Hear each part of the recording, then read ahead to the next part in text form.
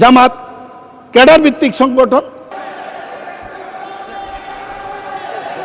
জি, আপনাকে দেখলে তো আজরাইলও ভয় পায়। মাননীয় সদস্য আপনি বসেন।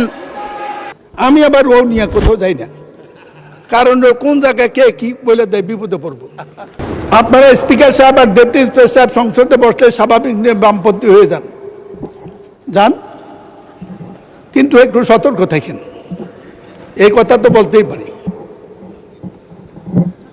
তারাও বলেছে শেখ হাসিনা বিদায়ের পর তারেক জি আসবে না, আসতে পারবে না, আসলেও দাঁড়াইতে পারবে না, দাঁড়ালেও নির্বাচন করতে পারবে না, নির্বাচন করলেও ক্ষমতা যাইতে পারবে না। এই দিন না আরো দিন আছে, এই দিন নিয়ে যাবে সেই দিনের কাছে। ক্ষমতা তো চলেই গিয়েছিলেন, আল্লাহ ঠেকেছে।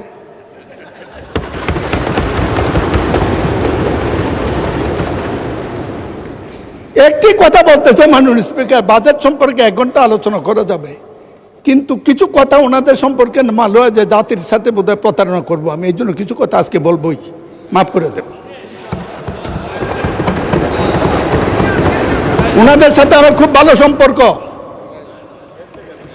68 সনে গোলাম আজমের নেতৃত্বে ঢাকা আন্দোলন করেছি, ডাকে হরতাল করেছি, আমি হরতালের কমিটির আহ্বায়ক ছিলাম বিশ্ববিদ্যালয় ক্যাম্পাসে। সেই গোলাম আজম সাহেব আমার 2য় সংসদ নির্বাচনে আওয়ামী লীগের বিরুদ্ধে জামাতের প্রার্থী আমার এলাকা থেকে প্রত্যাহার করেছিল। আমি আপনাদের কাছে কৃতজ্ঞ। আমি এই কথা স্বীকার করি, জামাত ক্যাডার ভিত্তিক সংগঠন। আপনারা লেখাপড়া করে রাজনীতি করেন, কিন্তু আপনারা যা করেন এইটাই পৃথিবীর চরম সত্য, এই কথাটা ঠিক নয়। আর আপনাদেরকে চিনে আরো কঠিন। একটু গল্প বলবো। জি, আপনাকে দেখলে তো আজরাইলও ভয় পায়। ভাই শাহজাহান, মাননীয় সদস্য, জি জি, মাননীয় সদস্য দয়া করে আমাকে অ্যাড্রেস করে কথা বলুন। Yes sir, yes sir, thank you. Yes sir, একটু সম্পর্কটা ক্লোজ নাহলে খেপে যাবে। সংসদের বাইরে গিয়ে ক্লোজটা দেখাবেন, জি, জি, এখানে জি, আমাকে জি। অ্যাড্রেস করেন প্লিজ। সুতরাং শুধু এই কথাটি বলবো, খুব দুঃখ পাই, এতদিন বেঁচে থাকবো এটা তো কথা ছিল না। তাই সাহেব চলে গেছেন, নেতার দায়িত্বের সামনে থাকলে ভালো হতো। আপনাদেরকে চেনা সত্য কত কঠিন, এই কারণে কঠিন। খন্দকার মোশাররফ সাহেব আছে, 2000 সালে তাহের ভাই সহ এমপি হওয়ার পরে, উনি মন্ত্রী হওয়ার পর আমাদের সব মন্ত্রীদেরকে এমপিদেরকে দাওয়াত দিয়েছে বৌনিয়া। আমি আবার বৌনিয়া কোথাও যাই না, কারণ কোন জায়গায় কে কি বলে দেয় বিপদে পড়বো,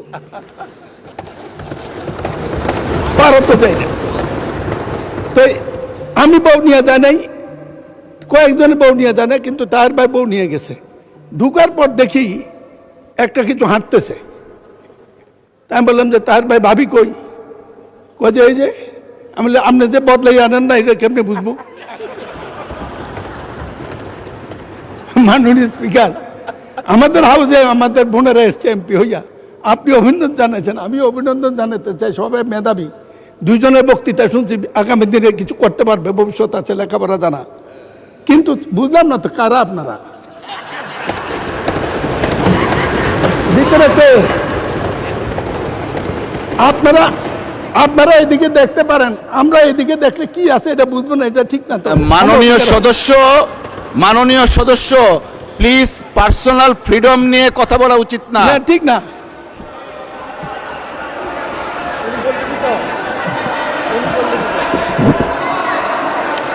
আপনারা মাননীয় সদস্য আপনারা বসেন। মাননীয় স্পিকার বসেন। প্রতিবাদ করা। মাননীয় স্পিকার, মাননীয় স্পিকার, মাননীয় সদস্যবৃন্দ আপনারা বসেন। কাউকে কিছু বলিনি, অতীতে একটি ঘটনা আমার গল্প বলেছি। এই আপনারা বসেন দয়া করে। মাননীয় সদস্য,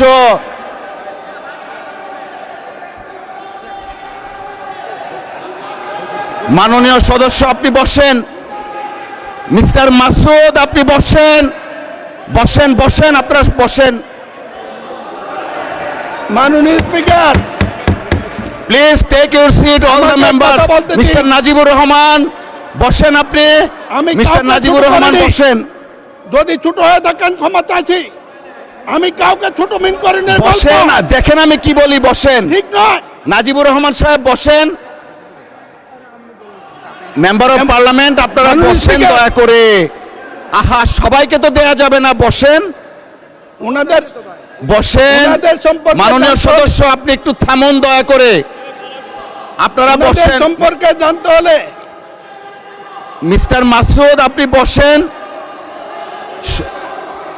বসেন বলতেছি মিস্টার মাসুদ আপনাকে বসতে বলতেছি please all of the members take your seat all of the members please take your seat বিরোধী দলের চিফ হুইপ আপনি বসেন বসেন সকলেই বসেন মাননীয় স্পিকার, মাননীয় সদস্য আপনি যে বক্তব্য দিয়েছেন পার্সোনাল ফ্রিডম নিয়ে এই অংশটুকু এক্সপান্স করা হলো থ্যাংক ইউ থ্যাংক ইউ। আমি মাননীয় সদস্যবৃন্দ Thank you. All the honourable members of the parliament all the honourable members of the parliament please একটু শুনুন দয়া করে বল-